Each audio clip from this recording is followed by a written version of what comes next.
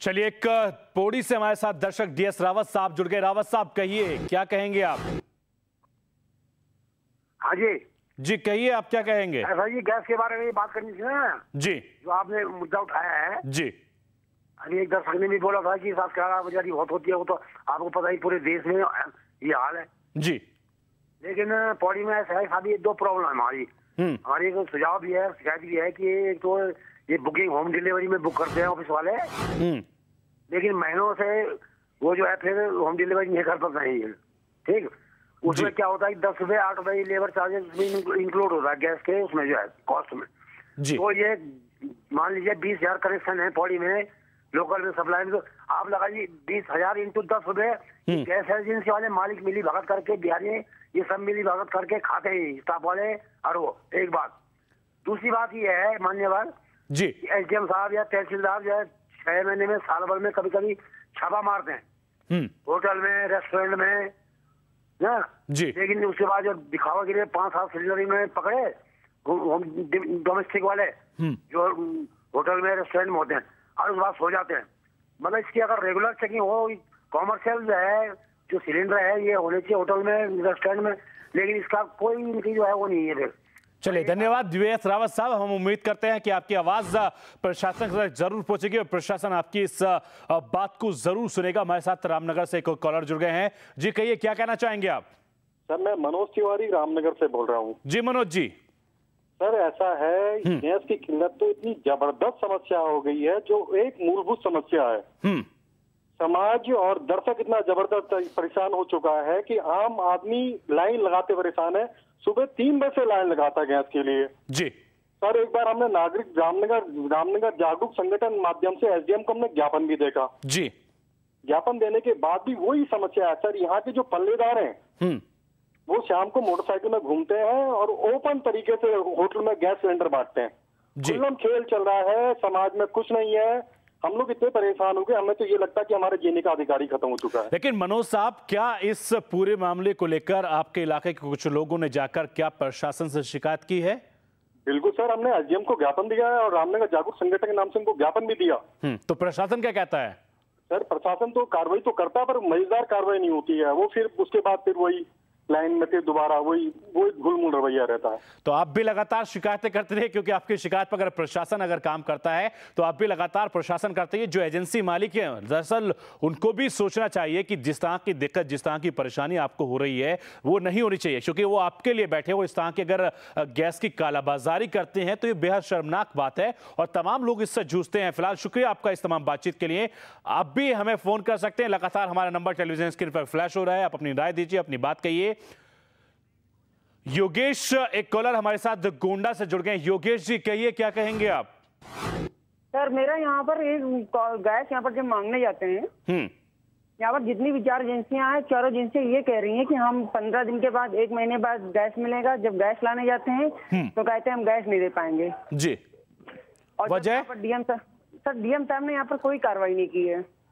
नहीं, आप जब एजेंसी के पास जाते हैं तो वो क्या कहते हैं, क्यों कहते हैं ऐसा? कहते हैं कि जब गैस आएगा तो आपके घर पर पहुंचेगा। चलिए, ये हाल गोंडा का है और इससे पहले आपने सुना कि रामनगर के दर्शक किस तरीके से परेशान है। दरअसल ये हाल उत्तराखंड, उत्तर प्रदेश दोनों जगह के। लेकिन बड़ा अहम सवाल ये है कि प्रशासन इस पूरे मामले को लेकर कार्रवाई करने की तो बात कहता है, लेकिन पूरी तरह से ध्यान नहीं देता। ये बड़ा अहम सवाल है और इसको लेकर ये कई सवाल खड़े हो रहे हैं और इस पूरे मामले को लेकर प्रशासन भले ही कुछ वक्त के लिए कार्रवाई कर देता हो, फौरी तौर पर राहत मिल जाती हो, लेकिन लंबा इंतजाम प्रशासन के नुमाइंदे नहीं कर पाते। चलिए, कैलाश हमारे साथ एक दर्शक जुड़े हैं। कैलाश, बताइए कहां से बोल रहे हैं आप और क्या कहना चाहेंगे? हाँ सर, मैं हल्द्वानी से बोल रहा हूँ जी।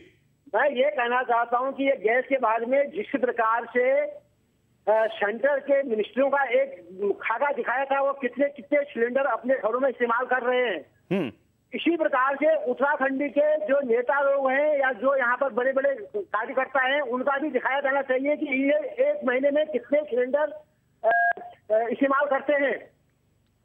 बिल्कुल, आप बड़ी बात कह रहे हैं कैलाश जी, और हम आपके इस सवाल की कद्र करते हैं। दरअसल खुद नेताओं और अधिकारियों को सोचना चाहिए कि उनके पास तो आसानी से गैस मुहैया हो जाती है, लेकिन जो आम आदमी है, आम नागरिक है, उसको गैस मुहैया नहीं होती, जिसके चलते काफी दिक्कत परेशानी होती है। अगर आप गैस खरीदना चाहते हैं, ब्लैक से खरीदना चाहते हैं, दरअसल वहां पर यही हाल होगा और यही दिक्कत तमाम लोगों को होगी। हम में से भी तमाम ऐसे लोग होंगे जो लगातार गैस खरीदते होंगे और तमाम लोगों को दिक्कत होती होगी।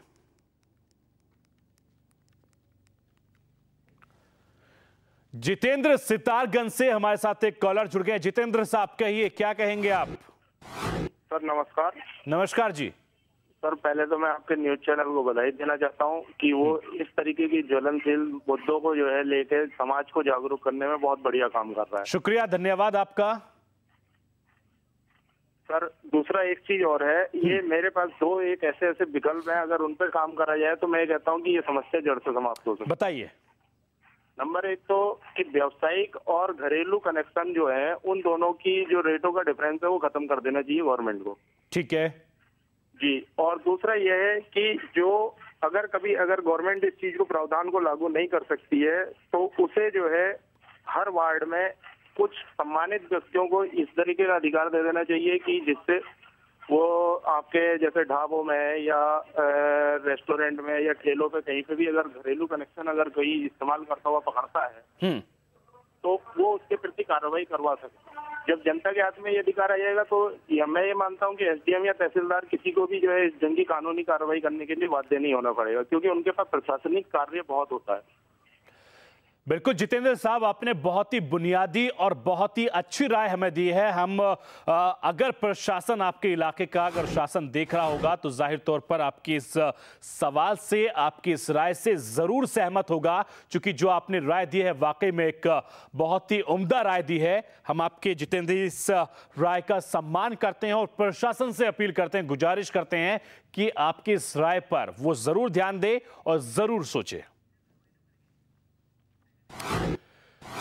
तो उत्तराखंड में गैस की किल्लत हमने आपको दिखाई। दरअसल ये हाल उत्तर प्रदेश से लेकर उत्तराखंड के हर इलाकों में है। हमारी आज जो मुहिम है, हमारी खास पेशकश में इतना ही। देश और दुनिया की ताजा तरीन खबरों के लिए आप बने रहिए मवा न्यूज़ के साथ।